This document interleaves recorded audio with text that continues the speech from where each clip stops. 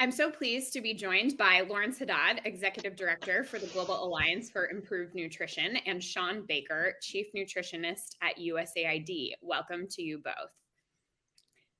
Thank you so much for being with us. It's really great to be able to connect with both of you, even though you weren't able to join us for the event in Washington. I'm so pleased that we can bring you in and have you as part of this conversation. So we're gathering today to talk about what is unfortunately, I think, a pretty grim picture for food security and nutrition and food systems around the world. Obviously, things weren't looking great even before the war in Ukraine. And that is dramatically already in the, I think, 2 months now that we've been seeing that impacting food systems and nutrition around the world. And we're going to continue to see those repercussions.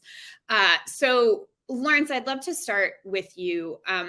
What are you most concerned about right now with, not only what we're seeing in Ukraine and those trickle down effects, but what we were already seeing with the effects of conflict and climate change and how that was already impacting food systems and nutrition? Thanks, Teresa, and great to be here with you and Shawn. Yeah, as you said, this is a crisis upon crisis, and that's the most troubling thing. If you look back at the last 15 years, you see the 2007-8 crisis was around fuel prices, food prices, and fertilizer prices. Then you look at 2011, which was the Arab Spring set of crises, and again, a big spike in food, fuel, and fertilizer prices.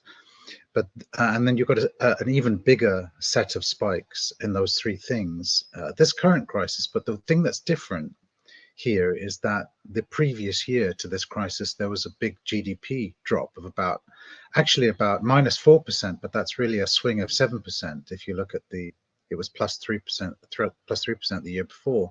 So a massive hollowing out before this massive crisis happened. And what's really particularly troubling about this crisis, apart from the humanitarian aspects of it, is that we just don't know how long it's going to go on for. It could go on for months, and so that's really devastating. So that's really worrying me about this. Another thing that's really worrying me is the weaponization of food, which I haven't seen to this extent. I mean, since the things Shawn and I we studied, the Netherlands famine and the Russian famine, when food was used as a weapon of war, and I haven't seen it to this level since then. Yeah, it's a pretty grim picture. How about you, Shawn? What are you thinking about? What's keeping you up at night? Yeah, I mean, Lawrence touched on it, and having both been around for 2007, 2008, just how different the baseline is in terms of shock upon shock upon shock, with obviously coming out of all the damage done by the pandemic, levels of food insecurity. You look at what's happening in the Horn of Africa and West Africa, often driven by the climate crisis, and just not the fiscal space among our partner governments or donor governments to respond. And as Lawrence pointed out, we don't see the end in sight. And then the other point that, of course, troubles me greatly is, while I think there's growing recognition of the food, fertilizer, fuel crisis, decision makers aren't necessarily then making the direct links, and this is a nutrition crisis. I think there's still often a perception of, oh, well, nutrition will be some secondary effect down in the future. Let's secure food, fertilizer, etc., and then we can worry about if there's any nutrition mess to mop up. Whereas we know as soon as households are hit with a shock, they have to deprioritize more expensive, more nutritious foods and prioritize staples. And that starts having immediate, irreversible impacts, both on of nutrition for pregnant and lactating women and infants and young kids. And so we need to be certainly securing the access to food, the access to fertilizer, et cetera, but also making sure we're acting immediately to secure gains on nutrition, because otherwise that will be irreparable. I think, and I'd be interested in, Lawrence, of your take on it, but and you said, because even in the best case scenario with this stop today, the repercussions would be for several more years. And I think what we're seeing about the potential shocks on the fertilizer system is even more troubling for long-term impacts on livelihoods, food prices, and food security and nutrition. So it's extremely troubling, the level of collateral damage that Putin's war on Ukraine is having across the globe, and we need to be able, as a world, do two things: respond to the war on Ukraine and make sure that this collateral damage is limited to the extent possible. Lawrence, do you want to jump in on that? Yeah, thanks, Teresa. Yeah, I completely agree. I mean, the Standing Together for Nutrition Consortium, which was established post-COVID by the Micronutrient Forum and GAIN, actually, just published a piece, I think it came out yesterday, in Nature, on the impacts and, more importantly, the response that needs to happen. And they very much emphasize the kinds of things Shawn mentioned. And remember that the number of wasted children, the estimate of the number of wasted children because of COVID pre-Ukraine, pre the invasion of Ukraine, was a jump from 44 million to 60 million, which is, wipes out at least a decade of progress. And so that was before all of this, this disruption, this perturbation that's happening. And so, what will be the legacy of this crisis if it did stop tomorrow? Yes, there would be reverberations throughout markets, but they would eventually recover. The very young children that were malnourished in the first 1,000 days of life will not fully recover, and so this is the key legacy. And so Shawn's absolutely right. We need to prioritize nutrition, and within nutrition, prioritize very young children. And if I could just build on that, I think another thing that came out very importantly in that comment that was published is, which is often less visible, is the already humanitarian needs across the globe were stretched more than usual, because those inputs, be they food assistance, be they even therapeutic products, their prices are directly linked to global food prices, and the ability to deliver is often directly linked to fuel. So all of a sudden, you're responding to even more crises, and even treatment of acute malnutrition, and not just humanitarian settings, but development settings. And all of a sudden, you're working with much less buying power than you had. So these are immediate hits that we need to try to mitigate. So as Lawrence said, I don't think either of us wants to do a retrospective and say, oh, well, you can trace in levels of wasting or stunting or low birth weight the impacts of this war on Ukraine. I think that's what we want to say. We actually know better how to respond in a timely fashion, and let's make sure the legacy here is not a generation of children lost to malnutrition. Yeah, we've heard David Beasley talking quite a bit about that. Obviously, WFP really concerned about these skyrocketing costs. And, he's been really out there talking about what this means for them. And, we already saw WFP cutting back rations in places like Yemen. Even before the war in Ukraine, they already didn't have the funding. Shawn, tell me a little bit about how USAID is thinking about this, and the short-term action that your humanitarian assistance can be taking now, but also how you might be thinking about this from a development lens, and the way that these things could be built into ongoing development problems or projects as well. Right, and I think obviously our Bureau of Humanitarian Assistance is incredibly active, both in responding to the crisis in Ukraine and the frontline states, and many other crises around the world, which in fact are growing. We're also certainly calling on actively other humanitarian assistance partners, including unusual suspects, to step up more to make sure we're treating all of these crises equally and with the seriousness which is merited. But to your point, I think it's important we don't lose sight of so much of the response that needs to happen is actually the sorts of responses that came out of the original Feed the Future, which was founded to respond to the global food price crisis of 2007, 2008, of how do you really build the resilience of food systems at the national, regional level, be it how do you ensure better inputs to farmers, how do you support particularly smallholder farmers to have more productivity and more production of nutritious foods. How do you support particularly small and medium enterprises? Certainly larger companies are going to be buffeted by these shocks, but the most important interfaces between the private sector and the consumers who are the most vulnerable are more small and medium enterprises, which are much more vulnerable to these sorts of shocks. How do we support them with the right financial instruments? We're also looking with our partner governments of how do they scale up social protection, social safety net programs, with a particular focus on making sure they're supporting the most vulnerable, most nutritionally vulnerable households, so that there's a buffer. So I think the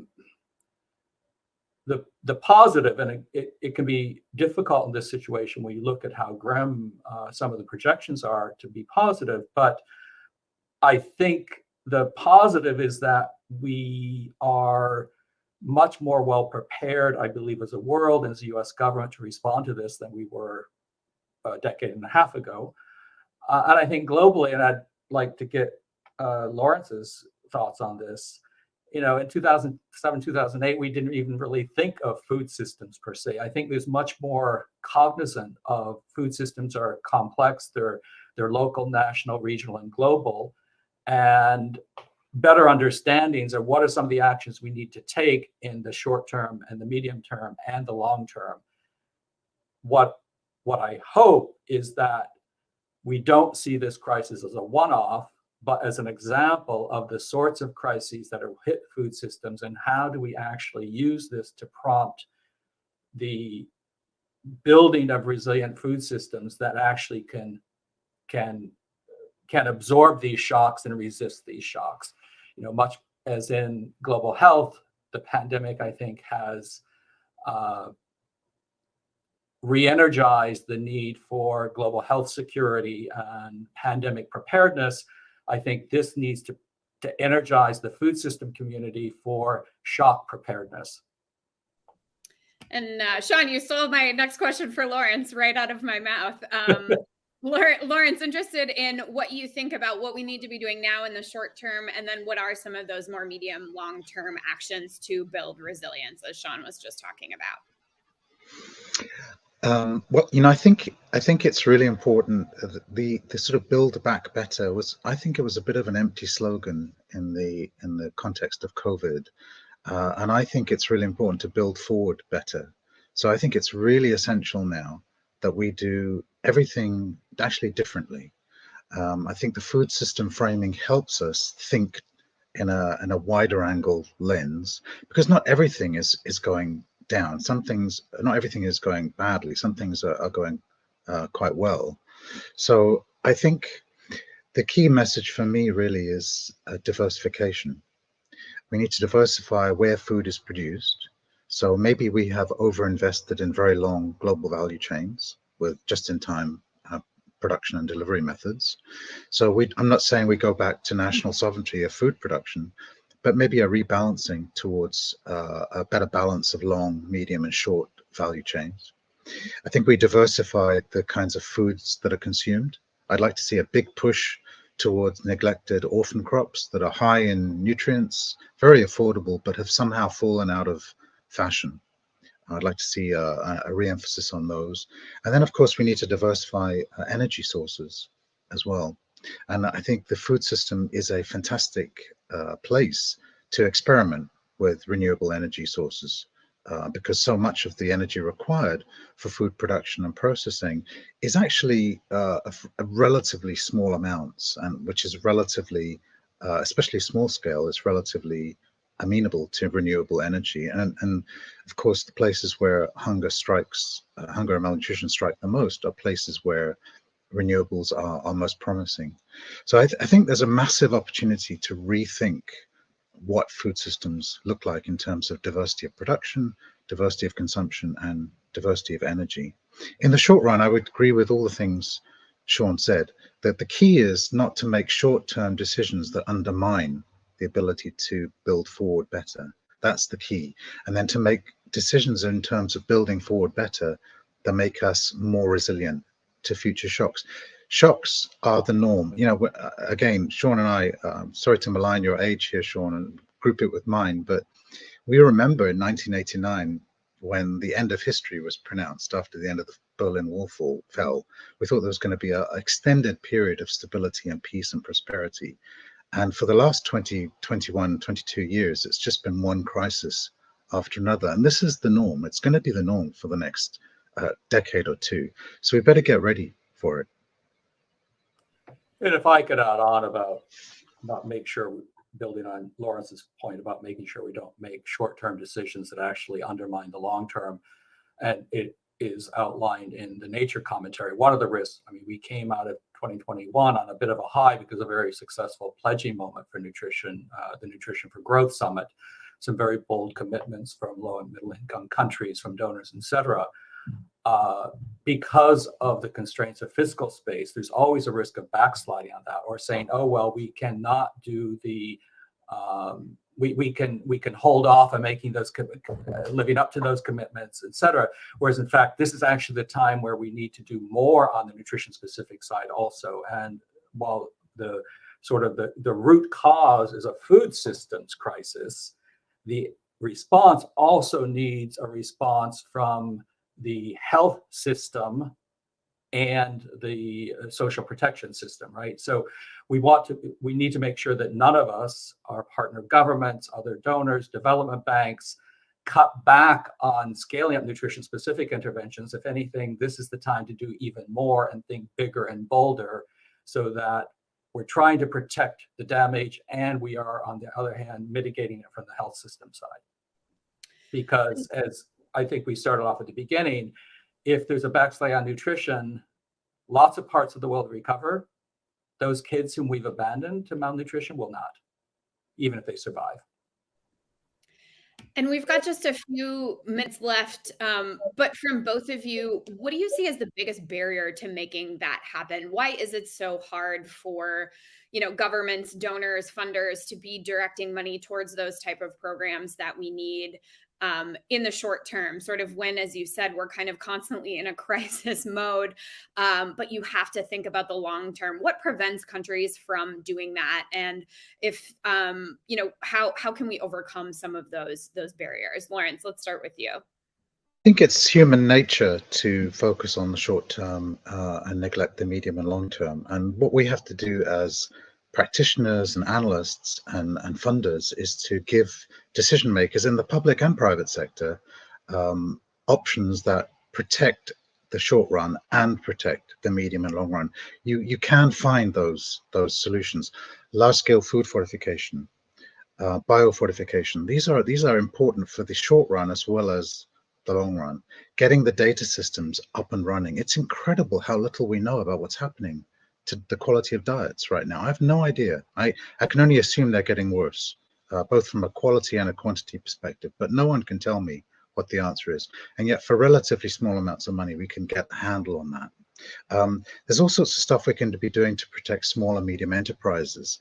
Important, as Shawn said, for the short run, to keep the food flowing and keep the jobs going, but also incredibly important for the medium and long run, because the small and medium enterprises are going to be the ones that shape and define the food systems in Africa and South Asia. So there are just so many things that we can do now that will be important in the short run, but will also be important in the medium and long run. So we have to make it easier for decision makers to make those decisions that are multi-generational, if you like. To just add quickly, obviously I agree. I also think, despite the grim situation, we need to illustrate the positives. And I do think our knowledge, our capacities to respond, I mean, I look across the countries I've worked in for many decades, and just the level of capacities on the ground, the seriousness, the fact that the African Union has adopted nutrition as the theme for this year, and having met with one of the commissioners who's leading on that, her passion and drive to really make sure that countries across the continent are leading on nutrition and food security. I think while we can't sugarcoat the grim picture we're talking about, I think we also need to put more of a spotlight on the incredible efforts and progress that are being made despite all these obstacles, the tenacity and dedication of our partners in the field to make a change. And that, I think, also can inspire the sort of actions that we need. It's not that we know what worked, we know what needs to be done. We know the people passionate about this across the world who can make a difference. This is absolutely not destiny. We can turn the tide and use this moment to re-energize ourselves. And I think we need to also lead with that message of hope. I think that's a great point to end on, Shawn. Any other message of hope that you want to add there, Lawrence, just in about 30 seconds? This is the time. This is the opportunity to change the way we think about food and nutrition. It really is. I think for African countries especially, they are waking up to the realities of being so dependent on a few countries. And so many of them have missed their Malabo targets for food and nutrition. But there are 5 or 6 of them have shown the way, and everybody else needs to emulate those 5 or 6 trailblazers. So it's definitely possible. All right. Well, thank you so much to both of you for taking the time to join us. I'm hopeful that I will get to see both of you in person, hopefully sometime soon, but really appreciate you joining our program. I think this is a great way to kick off the event with this conversation. So thanks so much to both of you. Thanks so Thank you, much for having Teresa. me.